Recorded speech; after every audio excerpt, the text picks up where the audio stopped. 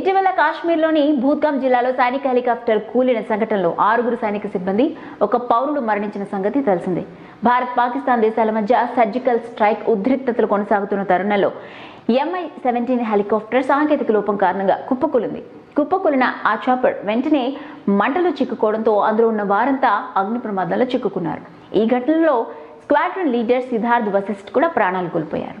ఆయన చాలా చిన్న వయసులోనే చనిపోవడంతో అటు సైన్యంలోనూ ఇటు కుటుంబంలోనూ తీవ్ర విషాదం నెలకొంది. సిద్ధార్థ్ వశిష్ఠ్ భార్య ఆర్తి సింగ్ కూడా సైన్యంలో స్క్వాడ్రన్ లీడరే.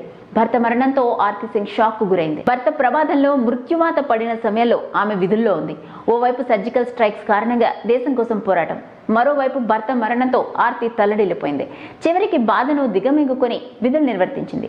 చివరికి యూనిఫామ్ తోనే భర్తను కడసారి చూసేందుకు వచ్చింది. ఒంటిపై సైనిక దుస్తుల్లోనే భర్త అంత్యక్రియల్లో పాల్గొంది ఆర్తి సింగ్. సిద్ధార్థ్ వశిష్ఠ్ స్వస్థలం పంజాబ్లోని చండీగఢ్. భార్యాభర్తలిద్దరూ దేశభక్తి పరులు కావడంతో సైన్యంలో చేరి సేవలు అందించాలనుకున్నారు. ప్రేమ వాళ్ళను పల్లి వరకు నడిపించగా దేశభక్తి వాళ్ళను సైన్యంలోకి తీసుకెళ్లింది. అయితే విషాదకరమైన రీతిలో ఆర్తి సింగ్ ఇప్పుడు భర్తను కోల్పోయి ఒంటరిగా మిగిలిపోయింది. భర్త అంత్యక్రియల సమయంలో జాతీయ జెండాను పట్టుకొని కన్నీరు మున్నూరుగా రోధిస్తున్న ఆర్తి సింగ్ ను చూసి స్థానికులు కూడా కంటతడి పెట్టుకున్నారు. మరిన్ని ఇంట్రెస్టింగ్ అప్డేట్స్ కోసం చూస్తూనే ఉండండి. If you like the video, please like us and subscribe Tollywood Nagar.